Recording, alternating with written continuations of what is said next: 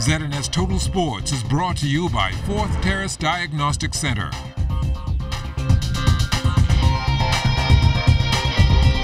Welcome to sports, everybody. Team Bahamas continuing competition today at the IAAF Under-20 World Track and Field Championships in Finland. Sasha Wells was 4th in her heat of the women's 100 hurdles in 14.04 and did not advance. Kayvon Stubbs took to the track for the women's 200-meter heats, 5th in her heat, 24.61, and did not move on. As for our men's 4x1 team of Corey Sherrod, Denvon Williams, Oscar Smith, and Adrian Curry, they finished 5th in their heat in 40.85 and also failed to make it to the next round. The 242 getting ready to go up against the best in the CAC region, and it will all go down in Colombia over the next couple of weeks. For more on that, here's Charles Fisher. Exactly 1 week to the start of the Central American and Caribbean Games, the Bahamas Olympic Committee finally releasing the names of the athletes that will wear the colors of the 242. President Romel Fisher knows reason on the late selection.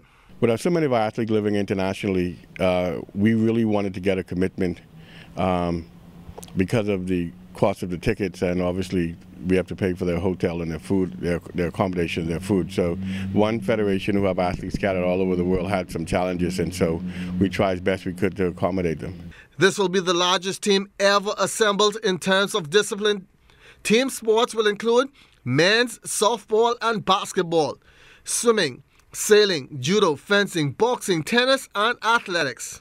Due in part to two team sports, and kudos for them, basketball and softball, making the journey and qualifying for the CAC Games. So we're very proud of the progress those programs are making, along with track and field and swimming. And now we have a newbie or a new baby on the rising in fencing that's making their international debut for the very first time, along with sailing and the others. All in all, Knowles feels this team will make Bahamians proud. In softball, I know that they've been working hard. I was speaking with the president of sailing just the other day. Paul DeSouza is someone to look for. We have the experience of James or Jimmy Lowe along with that team. Fencing, we just want them to get their feet wet so they know what type of the quality of competition is internationally. Track and field and swimming, that we feel very strong that Joanna is going to hold our own, and in track and field we have any number of athletes that can come through. Michael Matthew in the 4x400 men for us.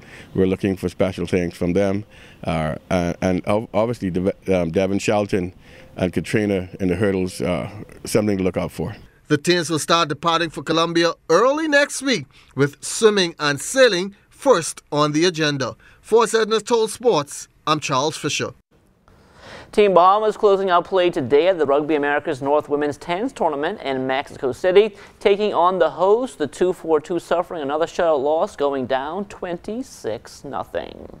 From the NBA, DeAndre Ayton and the third-seeded Phoenix Suns coming up short against the Philadelphia 76ers in the first round of tournament play in the Las Vegas Summer League. The Suns ended with a perfect record of 3-0, while the 76ers, who were seeded 30th, went in at 0-3. But those records were thrown out the window as the 76ers came away with an 88-86 victory. A quiet game for DeAndre, finishing up with 10 points, 9 rebounds, 3 steals, and a block shot. Despite the loss, the Suns still playing a consolation game tonight against the San Antonio Spurs.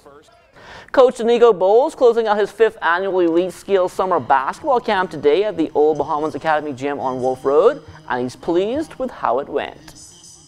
We had 63 kids, so that's the biggest number that I've had since I started. And I'm really impressed. We had kids as young as 4 years old, coming out, kids to 18 years old. We taught everything from footwork, the short skills, offensive skills, attacking the basket from the perimeter, post play, defense, team play, like the whole 9 yards. And the crazy thing is, 3 weeks is not enough, to teach basketball fully. There's a lot of aspects of basketball that I think these kids need to be taught, But for what it was worth, the kids really learned a lot. The youngsters themselves, they were all smiles, receiving certificates and medals for their hard work.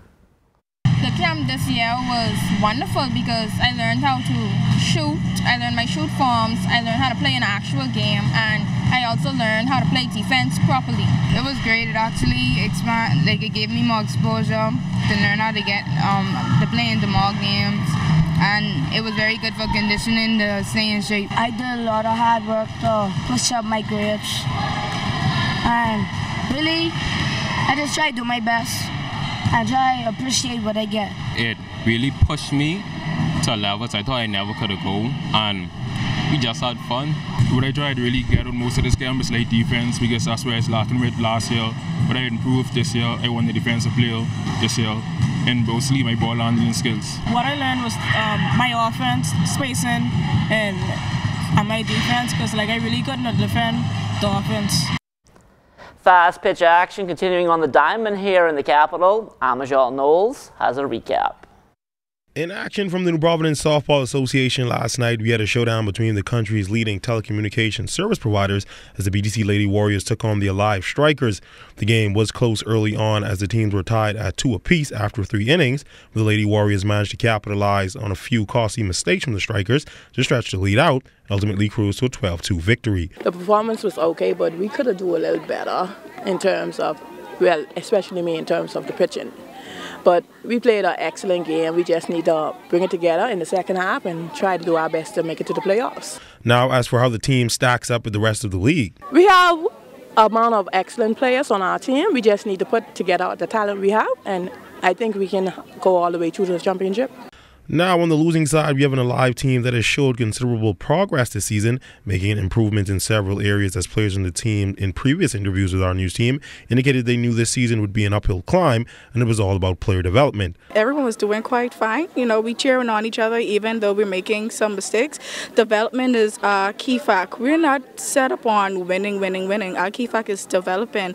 And today, I'm kind of impressed. We were making plays to first. We were calling out plays. You know, we're speaking with each other. Communication is key. So it's not about winning, it's just about developing, and I see it with this team. And on the men's side, the BDC men were in action this time as the Elite Warriors took on the Chance's Mighty Mitts, and the game got up to a hot start thanks in large to this blast by Warriors catcher DeAndre RUGBY, who gave his team the early 1-zip lead.